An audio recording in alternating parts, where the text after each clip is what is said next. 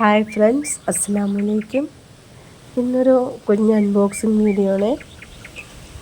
ഇത് ഞാൻ ബാൽക്കണിയിലേക്ക് വാങ്ങിയതാണ്. കോട്ടൺ ബോഹോ പ്ലാന്റ് ഹാങ്ങറാണ് കേട്ടോ ഇത്. അപ്പോൾ ഇത് എനിക്ക് കുറേ കാലം, ഏകദേശം 2 വർഷത്തോളം എൻ്റെ വിഷ് ലിസ്റ്റിൽ കിടന്നതാണ് കേട്ടോ. ഇത് മീഷോയിൽ നിന്നാണ് എടുത്തത്. ഒരുപാട് ഞാൻ 5-6 ഗാർഡൻ എൻ്റെ കണ്ടതിൽ ഇത് വേറെ പല മോഡലിലും കിട്ടും. നല്ല വലുപ്പമായിട്ടുള്ളതുണ്ട്. അപ്പോൾ ഇതെനിക്ക് ചെറിയ പ്ലാന്റർ വെക്കാൻ വേണ്ടി മാത്രമാണ് കേട്ടോ ഞാനതെടുത്തത്. നോക്കാം ഇതെങ്ങനെയാണ്, നന്നായിട്ട് വരുന്നുണ്ടോ എന്ന് അറിഞ്ഞിട്ട് വേറെ വാങ്ങാം.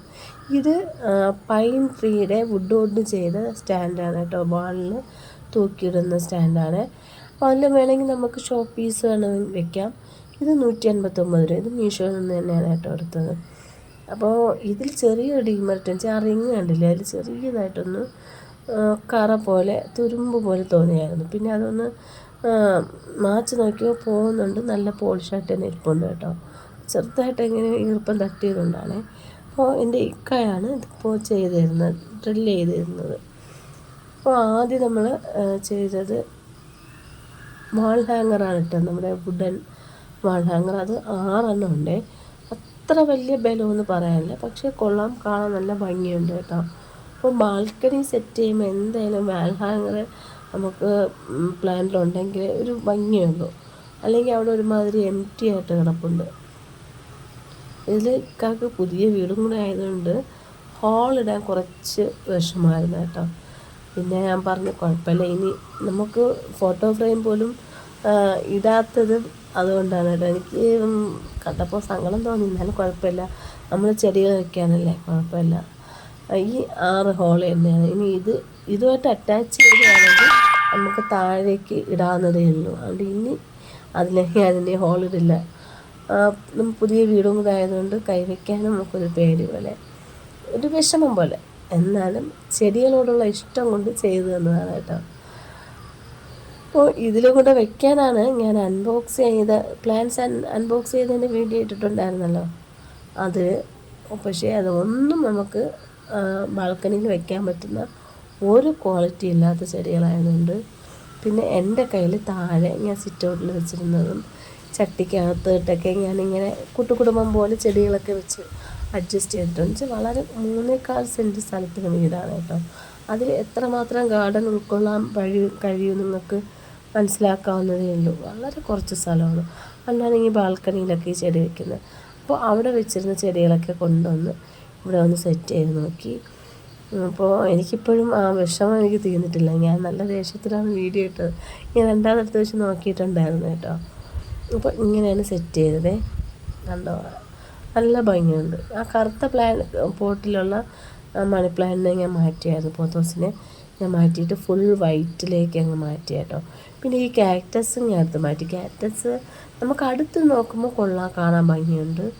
പക്ഷേ ദൂരെ നിന്ന് ഞാൻ താഴെ ഇറങ്ങിപ്പോയി നോക്കിയപ്പോൾ എനിക്ക് അത്ര ഭംഗിയായിട്ട് തോന്നിയില്ല. അതുകൊണ്ട് ആ 2 കാക്ടസിനെ ഞാൻ മാറ്റിയിട്ട് പോത്തോസിൻ്റെ 2 വെറൈറ്റി തന്നെ പിന്നെ വെച്ചു.